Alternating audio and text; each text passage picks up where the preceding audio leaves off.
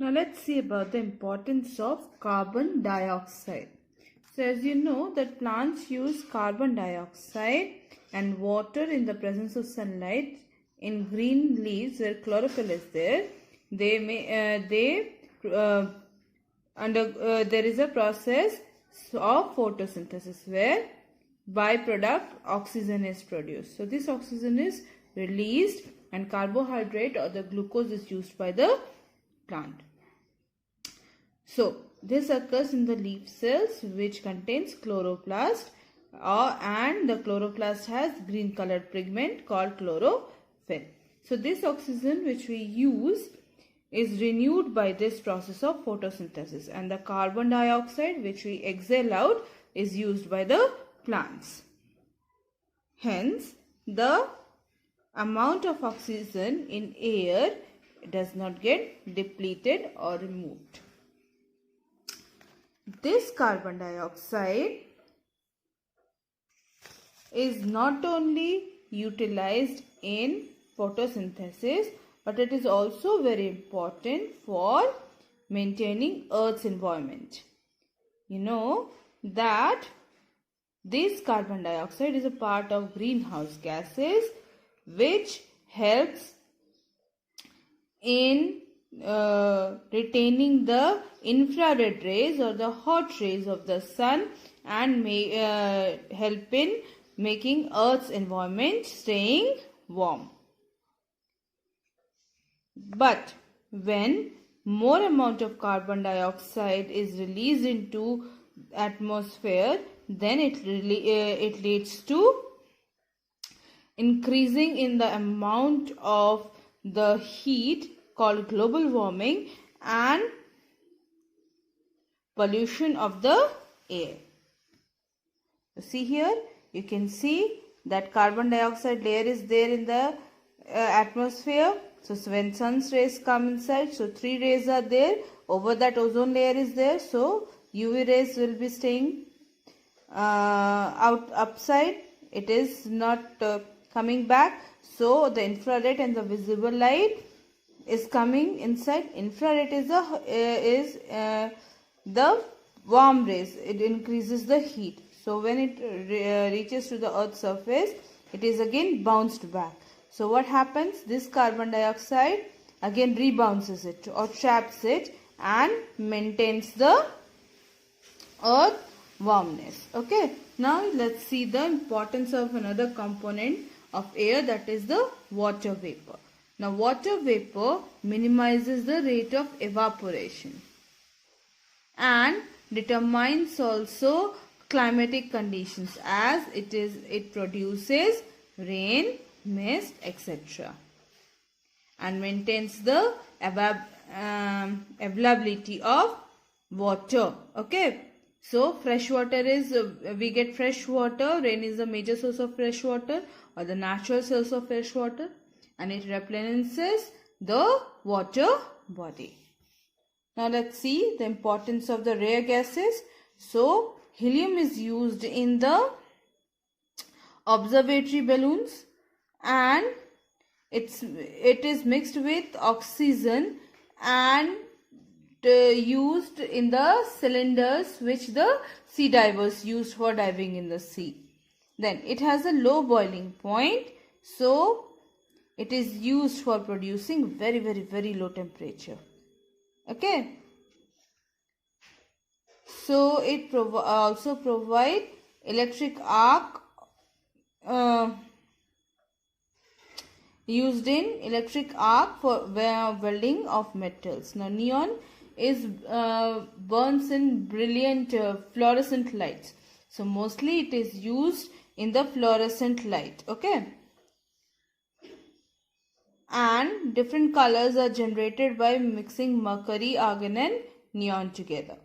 See, argon is also used in filaments of bulbs, and xenon is also used in fluorescent bulbs and laser lighting also. That is why it is so attractive. Okay, and radon is sometimes used in medicine because but it is radioactive, so some application is there.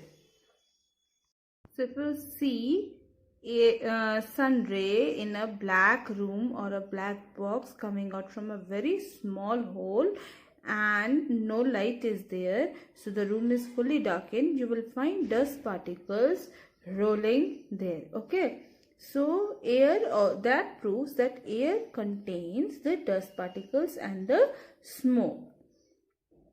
So when something is burned, generally smoke is produced. Okay, so these are very harmful for living organisms because it contains the gases and dust particles. If you see, this is a traffic policeman wearing a mask to protect him from the smoke of the cars. Okay, so these waste gases are released and they mix up with air. So factories also have high chimneys to release the gases high up in the atmosphere. So they vary also from time to time and place to place. So what happens when you breathe in air? You will see that your nose contains fine hair.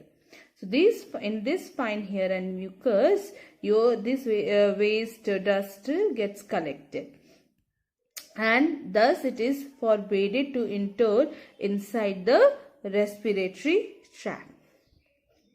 Okay, so this smoke is also harmful for the birds that fly high in the sky, and it increases the pollution or makes the air dirty or polluted. Now let's see the importance of air. The most important part of air is oxygen, which we use for breathing.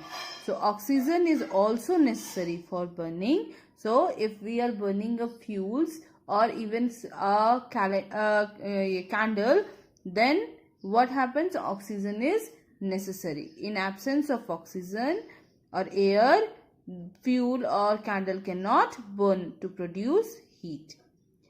It is used in hospitals also for artificial respiration for the patients who have difficulty in breathing. So the people who are also climbing in the higher altitude also take oxygen cylinders with them, or those who are diving in the sea or ocean, they are also taking for respiring. So it is also used for welding purposes, for cutting metals at very high temperature. You know, liquid oxygen is also used in rocket for combustion of fuels. Then nitrogen present in air gets fixed up in the soil as nitrates by the bacteria for the plants.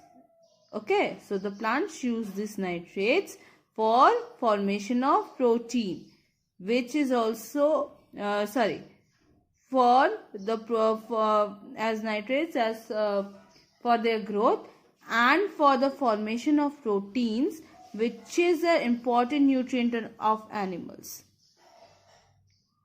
And you know, if only oxygen is present in air, so it would be very corrosive. So nitrogen is present in higher content so that it reduces or dilutes the effect of the oxygen. Carbon dioxide is also used for the photosynthesis by the green plants. Okay, so by the process of photosynthesis, oxygen is released, and which we use for respiration. You know that the carbon dioxide is a greenhouse gas. It maintains the temperature also and is used as a fire extinguisher.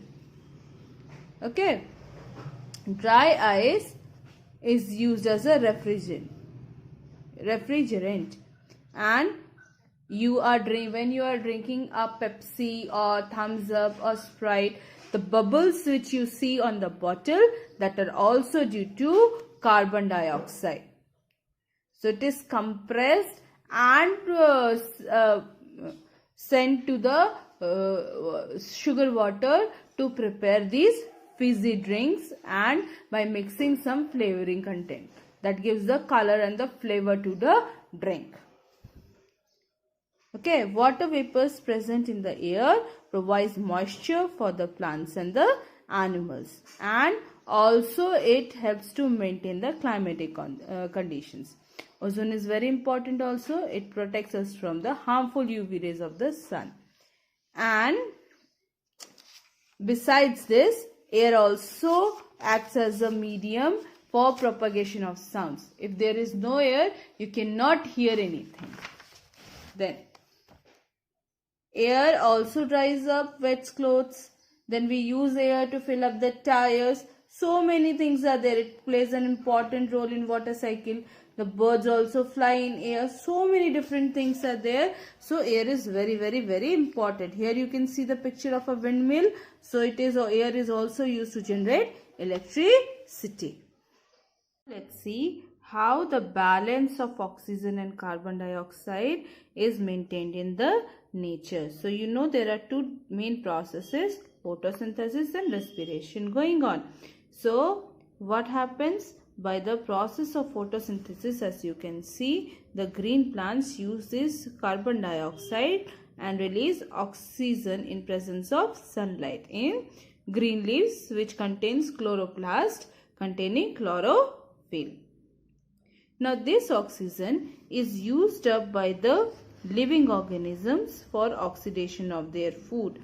As a result of this, the carbon dioxide is exhaled back and again is used by the plants. So this process is continuous and it maintains the balance of environment.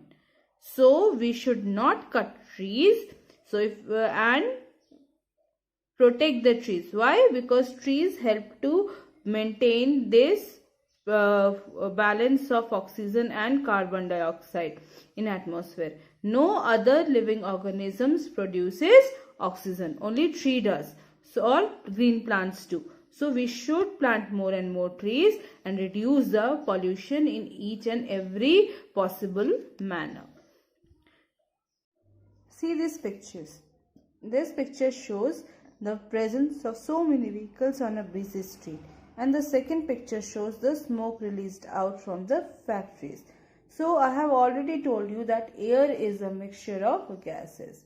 So when the harmful smoke and substances are released from the various industrial or process or by various activities, then what happens?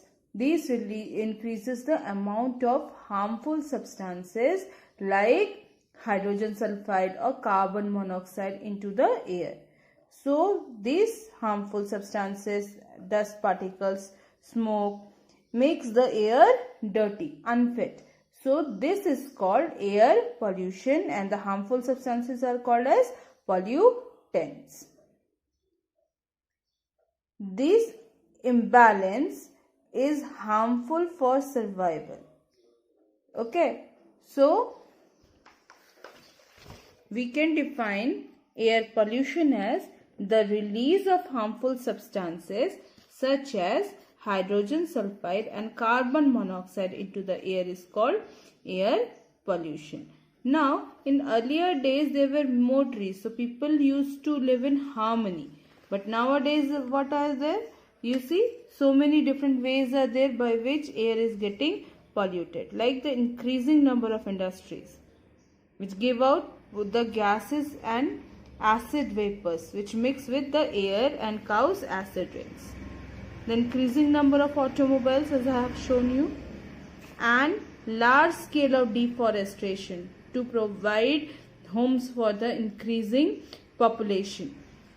Then the garbages. Some people also burn the garbages, that also adds to air pollution.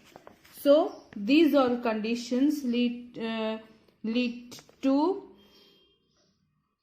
the increase in amount of harmful substances or puts an adverse effects on the natural resources. Okay, so making them all contaminated. So what happens? Air becomes polluted. Other things are there. See, using insecticides, pesticides and fertilizers in agricultural activities also release the harmful chemicals into the air. So, or emissions from the normal things. See, these are the normal things. Vehicles, cars, planes and boats also contribute to air pollution. Now, how we are going to control it? So, we can use very simple ways to control air pollution. But before that, we should see the effects of air pollution.